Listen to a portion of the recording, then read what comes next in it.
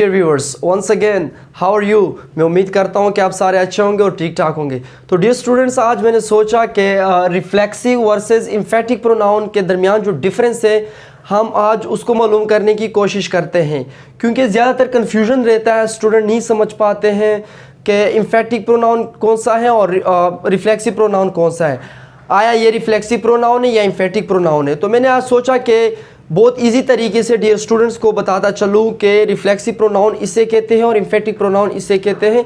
आप इस वीडियो को एंड तक देखें। इस वीडियो को एंड तक देखने के बाद आप इस कदर काबिल हो जाएंगे कि आप समझ पाएंगे कि आया ये रिफ्लेक्सिव प्रोनाउन है या एम्फेटिक प्रोनाउन है। तो रिफ्लेक्सिव प्रोनाउन एम्फेटिक प्रोनाउन को समझाने से पहले एक चीज़ बताता चलूँ कि इनके अंदर जो चीज़ें इस्तेमाल होती हैं वो ये होती है myself, ourself, herself, himself, ourself, themself. यही चीज़ें होती है जिसके साथ सेल्फ सेल्फ लगा हुआ होता है। यही एम्फेटिक प्रोनाउन के अंदर भी होते हैं और रिफ्लेक्सिव प्रोनाउन के अंदर भी होते हैं। यही असल में क्या होता है, यही हमारा जो है असल में कन्फ्यूजन रहता है। तो यहाँ पे देखें ना, किसी के साथ सेल्फ लगा हुआ है, किसी के साथ सेल्फ लगा हुआ है। जो आमतौर पर किसी सिंगुलर के लिए इस्तेमाल होता है उसके साथ हम सेल्फ लगाते हैं, जो प्लूरल के साथ होता है वो सेल्व्स होता है। जिस तरह आवर है तो आवर तो ज़्यादा के लिए हम इस्तेमाल करते हैं तो और सेल्व्स होगा। इसी तरह हर है तो हर शी से निकला हुआ है तो हर सेल्फ होगा, हिम सेल्फ होगा, और सेल्व्स दो बार मैंने लिखा है। देम सेल्फ है तो देम सेल्व्स होगा, क्योंकि दे है, दे प्लूरल है, ज़्यादा के लिए इस्तेमाल करते तो देम सेल्व्स होगा। मेरे ख्याल से यहाँ तक क्लियर हो गया, इसका पता चला होगा आप लोगों को। अब आते हैं रिफ्लेक्सिव प्रोनाउन के अंदर की तरफ और एम्फेटिक प्रोनाउन की तरफ। जिस तरह स्टूडेंट्स मैंने बताया कि एम्फेटिक प्रोनाउन और रिफ्लेक्सिव प्रोनाउन के अंदर सेम चीज़ें इस्तेमाल होती हैं। तो अब हम समझने की कोशिश करते हैं कि रिफ्लेक्सिव प्रोनाउन और एम्फेटिक प्रोनाउन में फ़र्क क्या होता है। तो सबसे पहले रिफ्लेक्सिव प्रोनाउन की तरफ आते हैं। रिफ्लेक्सिव प्रोनाउन याद रखिएगा, ये वर्ड से भी पता चलता है, रिफ्लेक्ट। इसमें जो एक्शन होगा, जो सब्जेक्ट होगा, सब्जेक्ट क्या होता है, काम करने वाला होता है। तो वो सब्जेक्ट जो काम करता है उसका असर उसी सब्जेक्ट के ऊपर खुद ही पड़ता है। लेट सपोज यहाँ पे कोई बंदा है, कोई काम कर रहा है, तो उस काम का जो असर होगा वो सब्जेक्ट के ऊपर ही पड़ेगा। अब यहाँ पे मैंने सेंटेंसेस लिखे बहुत ईजी लैंग्वेज में कि शी हर्ट हर सेल्फ, उन्होंने अपने आप को ज़ख्मी किया। अब यहाँ पे जो सब्जेक्ट है, शी एक सब्जेक्ट है, काम करने वाला है, इसने किसी और को ज़ख्मी नहीं किया बल्कि आपने आप को ज़ख्मी किया, तो इसलिए शी हर्ट हर सेल्फ। तो हर सेल्फ यहाँ पे हमारे पास क्या है, रिफ्लेक्सिव प्रोनाउन है, क्योंकि ये ज़ख्मी करने का जो यहाँ पे वो है, क्या कहते हैं, ये जो एक्शन है इसका असर इसके ऊपर खुद पड़ा है, अपने आप को इसने खुद ज़ख्मी किया हुआ है। आई इंजर्ड माई सेल्फ, मैंने अपने आप को ज़ख्मी किया।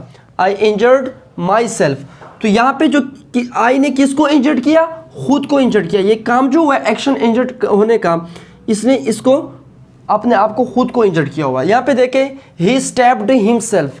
स्टैब्ड का मतलब है चाकू से मार रहा है किसी को। ही स्टैब्ड हिमसेल्फ।